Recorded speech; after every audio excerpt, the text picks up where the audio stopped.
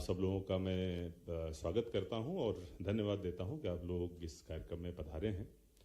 निश्चित रूप से जो सिंहस्थ का आयोजन है अनादि काल से चला आ रहा है, लेकिन समय के साथ साथ इसकी प्रकृति में, इसके स्वरूप में, इसके संख्या में लगातार परिवर्तन भी होते रहे हैं।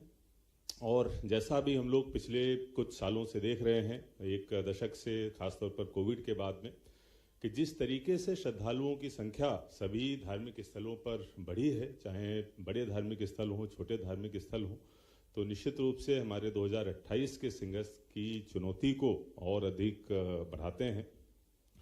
और उज्जैन की अगर हम लोग बात करें, सिंहस्थ 2028 की बात करें, तो एक अन्य चीज़ जो 2016 और 2028 के बीच में हुई है वो है 2022 में माननीय श्री नरेंद्र मोदी जी, हमारे देश के जो प्रधानमंत्री हैं, उन्होंने जब 2022 में श्री महाकाल लोक का उद्घाटन किया था, उसके बाद एक जो अभूतपूर्व संख्या में वृद्धि हुई है श्रद्धालुओं की संख्या में।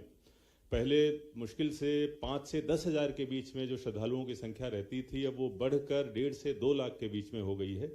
तो निश्चित रूप से इस कारक का, इस फैक्टर का भी असर हमको सिंहस्थ 2028 में देखने को मिलेगा।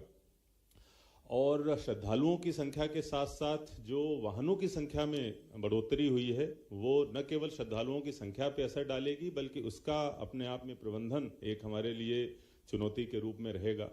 अगर केवल हम इंदौर और उज्जैन जिले की ही बात करें तो लगभग 2016 में 1.5 लाख के आसपास जो वाहन रजिस्टर्ड होते थे, अभी की तारीख में वो संख्या बढ़कर लगभग 4.5-5 लाख के आसपास हो गई है। चौपहिया वाहनों की अगर हम लोग बात करें तो दिखाता है कि इतने गुना जो वृद्धि हुई है वो कहीं न कहीं गाड़ियों की संख्या में और श्रद्धालुओं की संख्या में परिलक्षित होगी 2028 में।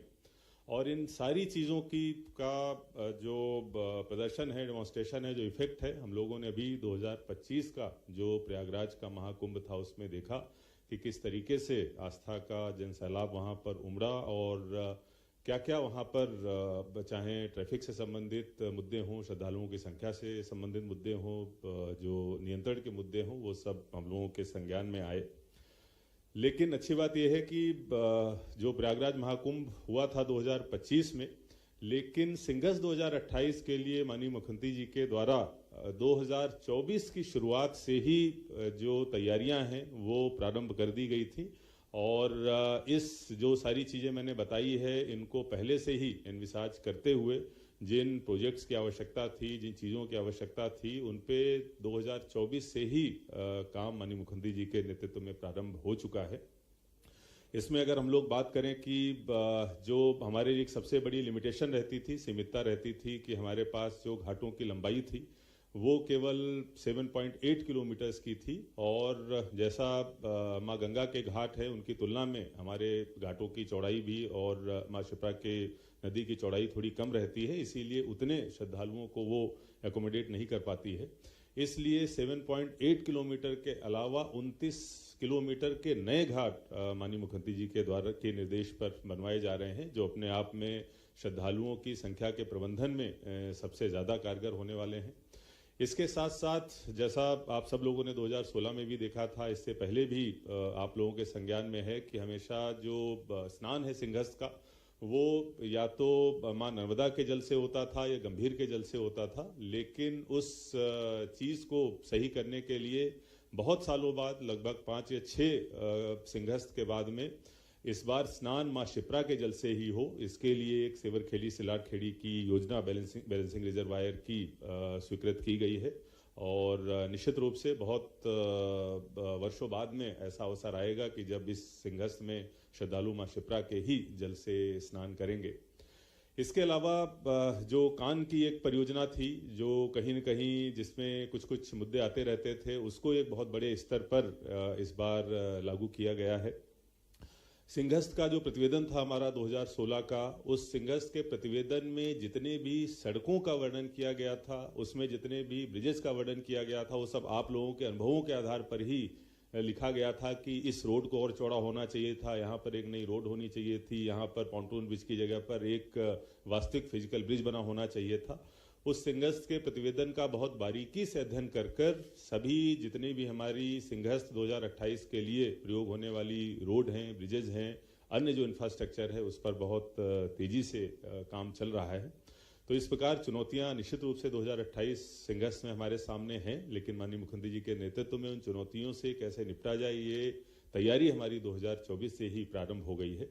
इस तैयारी को निश्चित रूप से और बेहतर कैसे बनाया जाए, इस संबंध में अगर किसी की सबसे बड़ी भूमिका हो सकती है तो आप लोगों की हो सकती है, जिन्होंने 2016 में किसी न किसी रूप में अपनी सेवाओं का योगदान यहाँ पर दिया था। और आप लोगों के जो अनुभव हैं वो हमारी तैयारियों को और अधिक परिष्कृत करेंगे और अधिक बारीक बनाएंगे, और कुछ चीज़ें अगर हमसे छूट रही हैं तो निश्चित रूप से हमारे संज्ञान में आएंगी। अभी भी हमारे पास में लगभग 1.5 साल का वक्त है, तो हम लोग अपने इंफ्रास्ट्रक्चर के प्रोजेक्ट्स में अपनी तैयारियों में उस चीज़ को शामिल कर सकते हैं। आज के इस कार्यक्रम को सर हमने 2 भागों में रखा है। कुछ जो अगर हम लोग मेले को देखें तो मेले के जो जिस तरीके से मैं देखता हूँ कि 2 भाग होते हैं। एक तो जो हमारे साधु संत आते हैं, श्रद्धालु आते हैं, उनको जो हम लोग सुविधाएं मुहैया कराते हैं, चाहे वो समतलीकरण की सुविधा हो, पेयजल की सुविधा हो, सीवर की सुविधा हो, या फिर अन्य जो म्यूनिसिपल सर्विसेज हैं, सॉलिड वेस्ट मैनेजमेंट, स्वच्छ जल उपलब्ध कराना, ये जो सर्विसेज हम लोग उपलब्ध कराते हैं, उनको लेके जो मुद्दे रहते हैं, जो हमें कुछ कमियां पिछली बार देखने को मिली थी आप लोगों के अनुभवों से, जिनको दूर किया गया, उस प्रकार उसको हम लोग और कैसे बेहतर बना सकते हैं, तो उस संबंध में जो आप लोगों के सुझाव प्राप्त होंगे, जिससे कि सुविधाओं के जिसके कारण से हर सिंहस्थ में कुछ चुनौतियों से हम निपटते थे।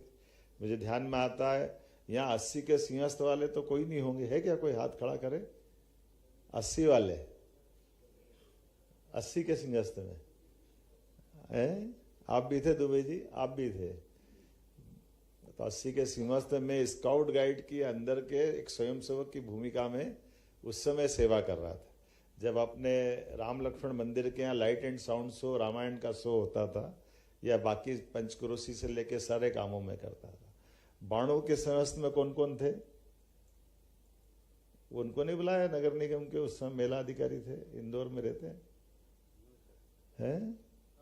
हाँ, रामेश्वर गुप्ता जी, वो छूट गए साहब। मेरे को ध्यान में आता उस समय का किस्सा कि मैं सिंहस्थ समिति में था, मैं राष्ट्रीय मंत्री था विद्यार्थी परिषद का, और ये बात सही थी कि आयु तो हमारी कमी थी। अब ये अलग बात है कि दायित्व के कारण से सिंहस्थ की समिति से फिर केंद्रीय समिति तक अंदर आए, और मेरे नाम राशि भी 5-7 और थे यहाँ। अब ऐसे में वो विष्णु यादव जी के बड़े भाई का नाम भी मेरे नाम पे था।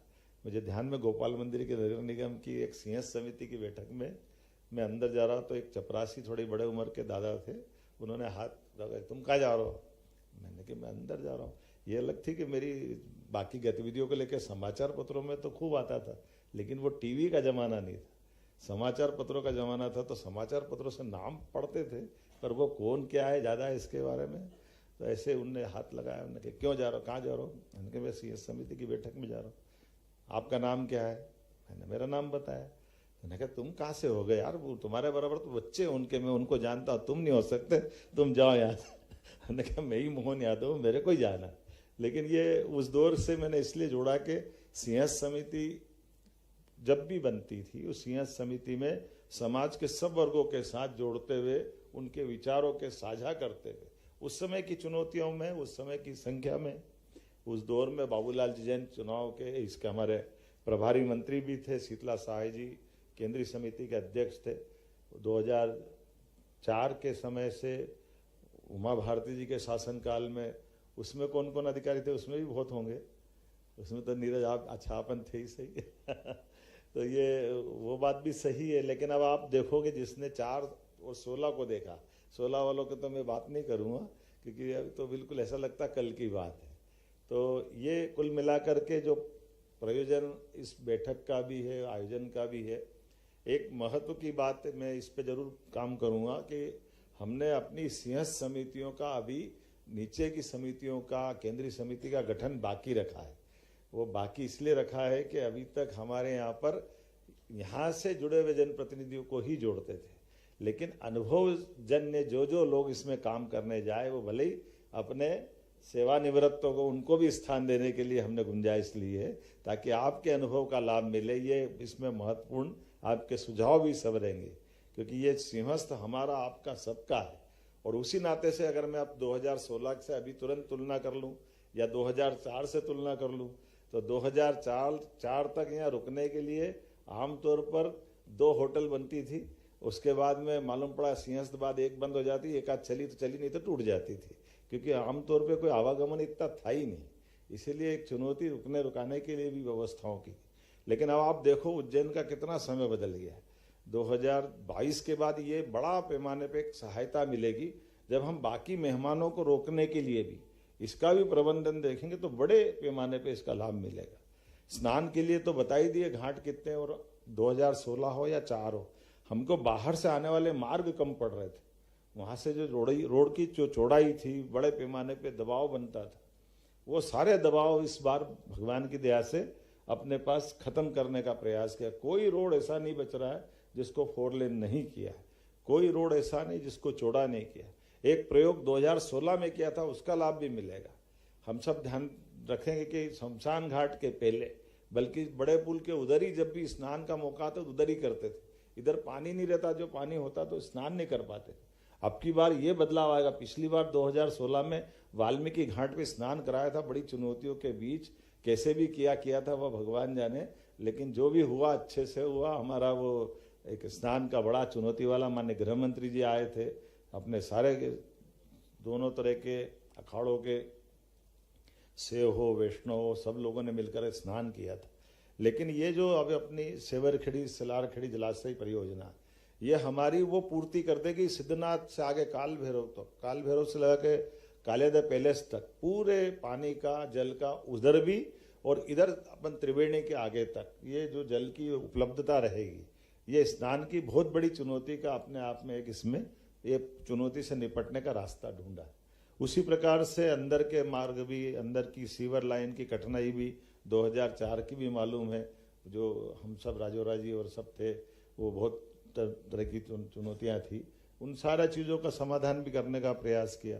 फिर जो चीज़ खड़ी की जा रही है उसको लंबे समय तक लाभ लिया जाए।